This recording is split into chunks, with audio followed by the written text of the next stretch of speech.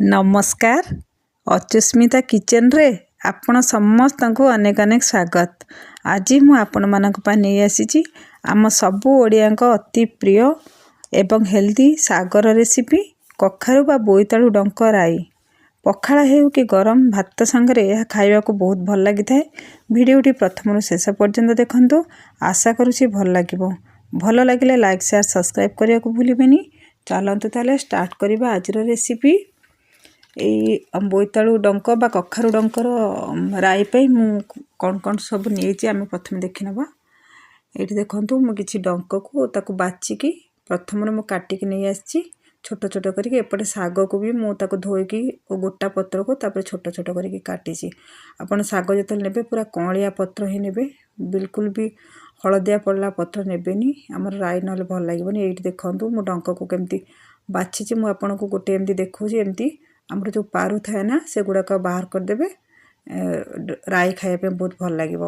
यहीपरि भाव में मु डंक को काटी आनी आए किसी कखार मोर कषि कखार था से मुझे चोपा को भलसे छड़ेनी। आउ ये गोटे छोट आलू को काटी आउ कि बैगन को ये मु पानी रे पकईकी आनी। ये मुझे बेसर पर किसी सोरिष जीरा गोटे कंचा लंका किसी रसुण नहीं, रसुण परिमाण टी अधिका ने से राई रे बहुत भल लगे। प्रथम आम गैस रे गोटे कड़े बसैबा से किसी सोरिष तेल दबा। राई पे सब बेले सोरिष तेल ही व्यवहार करेंगे। राई पे सोरिष तेल व्यवहार कले राई खाइबा भल लगी थाए। तापर आम ये गोटे बड़ी को भाजवा। मुझे गोटे बड़ साइज बड़ी नहीं, आपण आपणकर राई जी करेंगे से हिसाब से ने। छोट बड़ी ने 3 ରୁ 4टी ने। एबे देखंतु मु बड़ी को उल्टेकी लाल लाल करके ताकू भाजिकी नहीं आसी मु गोटे प्लेट रे खोलिक रखिदेबा। आम आ पछर ताकू व्यवहार करवा। एबे मु जो काटिके नहीं परिवा बैगन को छाड़िकी जी टाण परिवा थिला डंक बोईतालु आ आलू प्रथमे मुझे तेल रे ताकू दे देइची। ताकू प्रथमे आम टिके भाजी नबा, टिके भाजिले ना भल लगे। ये आम जी स्वाद अनुसार लुण आ किसी हलदी नबा। हलदी आपणक इच्छा आपण चाहिए ने न नहीं पारती, स्किप करें कहीं किसी लोक राई रे हलदी पकाइबा भल पाती किंतु हलदी पकड़े तार कलर टिके देखिया भल लगे। तापर आम किसी समय ताकू घोड़े नबा। परिवा को मझे मझे आम एमती घोड़े की एपट सेपट करके भाजवा। टिके लाल हो गले पूरा आम भाजिला परी करवानी, टिके परिवार कंचा स्मेल पड़ेब से पर्यंत आम भाजवा। एमती मु 2 थर ताकू घोड़े की भाजी थी। आम गैस रो फ्लेम को ये लो टू मीडियम रे रखिबा। हाई कले हमर परिबा लाल पड़ीजिवो, सेटा पोड़ीजिवो भल लागिबोनी। एबे आम देखंतु हमर कलर चेंज हो गलानी भजार। आम एबे जो बाटिके रखिथिले सोरिष बेसर सेटा को दे दबा। तापर आम ताकू टिके एपट सेपट करके भाजवा। सोरिष आ परिबा जेमती भल भाव में लगी जाए आ टिके भाजी हो जाए। सोरिषर बास्ना परिबा भितर जेमती भल कि टिके पशि जाए सेमती आम अल्प समय पे एटा भाजवा, बेसी पूरा भाजवानी। देखंतु तापर हमर मोर जो जार रे टिके लागी थिला सेटा को मु धोईकी दे देइची। हमर पानी भी एठी लागिबो तेणु आम टिके पानी दबा। एतिकी ही पानी दबा देकी आम ताकू घोड़ेबा। घोड़े दबा आमर जमती कि पानीटा टिके भलसे फुटीजिवो। एबे देखंतु आमर सोरिष पानी फुटी गलानी परिबा संगरे। एबे आम कौन करबा ना बैगन को दबा। आम बैगन सब बेले पकेला परे आम गैस रो फ्लेम को पूरा हाई रे रखिबा। कहीं बैगन देले ता बैगन सिम रे कले कौन कि सेटा गोटे कांसी जा जाए भल लगेनी। ऑन करके आम ताको घोड़े दबा। तापर बैगन को सॉफ्ट होला पर्यंत घोड़ेबा। एबे देखंतु 5 मिनिट मु घोड़े नहीं थी। एबे देखंतु परिबा हमर सॉफ्ट हो गलानी। बैगन भी आमर 75% सिझी गलानी। आम बेसी आउ सिझेबानी कहीं आमको साग भी दबार अच्छी, साग भी आमर सिझिबो।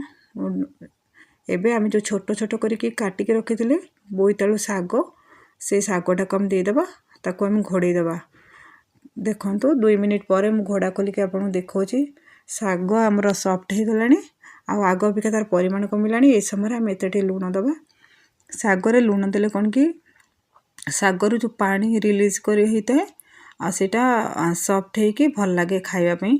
आउ ता छड़ा आम शागरे अलणा लगे खाइला बेले आम लुण भी मत टे कम लगुला कि आम शाग देलापर मत लगे कि परिमाण बढ़ीगला तेणु टिके लुण ये आप देवे देखिए तापर आम ताको शाग देलापर घोड़े देवा आउ टिके कहीं आमर शागटा देखु केते पानी आमर बाहर आम लुण देते आम शागरू केते पानी आमर बाहर परिवार एमती आम ताको जानिबा जे आमर शाग सॉफ्ट हो आसलानी बा सिझी गलानी तापर आम आउ टिके ताको एपट सेपट जोटा आमर तलू था ऊपर करदे ऊपर था तलू करदे एमती कले आमर सबू परिबा समान भाव में सिझी पार तापर आम ताको एमती मझे मझे आम घोड़े की सिझेबा एबे देखंतु आउ 2 मिनिट मु घोड़े की सिझे नहीं एबे आम देखा चेक करिया आमर परिबा सिझी कि नहीं आम देखले तो लगुच कि आमर परिबा सब भल से सिझला देखंतु आलू पूरा आमर बढ़िया भाव में सिझी जाइए कखारू भी बहुत बढ़िया भाव में सिझी जाइए तेणु आम एबे कौन करवा ना आम जो बड़ीटा भाजिकी रखी थे सेटा को आम ये दबा से बड़ीटा को मुझे छोट छोट करके टिके हाथ में खंड करदे पूरा गुंड करवानी एमती ही खंड खंड करके देले ना सेटा राई रे बहुत बढ़िया लगी थाए तापर आम एपट सेपट करनबा बड़ीटा को टिके अल्प समय सिझापी दबा तापर आम गोटे एबे आम छुंक प्रस्तुत करवा सब बेले आम शागरे पछरे छुंक देले सेटा बहुत बढ़िया लगी था आ रसुणर छुंक ही शागरे साधारणतः देले भल लगी था आउ आम ये शाग मुझे सोरिष तेल व्यवहार करी छुंक सोरिष तेल आम दबा ताकू गरम होगापी आम किसी समय छाड़ीदबा जमतीक आम तेलटा भल भाव गरम हो जाऊ देखो आम तेल ए गरम हो गला एबे आम कौन करवा ये मुझे जीरा आ सोरिष देसी मु फुटण देनी जीरा सोरिष फुटेले बहुत बढ़िया लगे शागरे तापर आम देखु आमर फुटण बा जीरा सोरिष फुटी आसलानी आम मुझे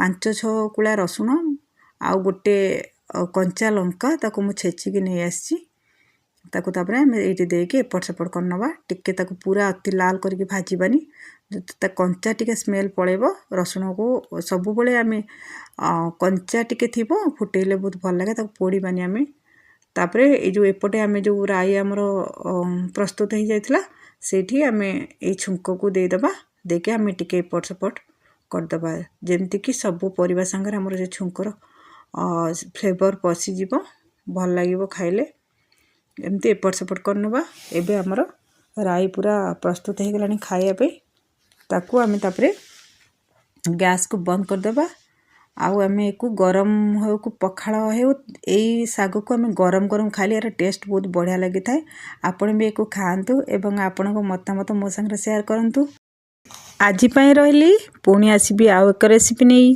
जय जगन्नाथ।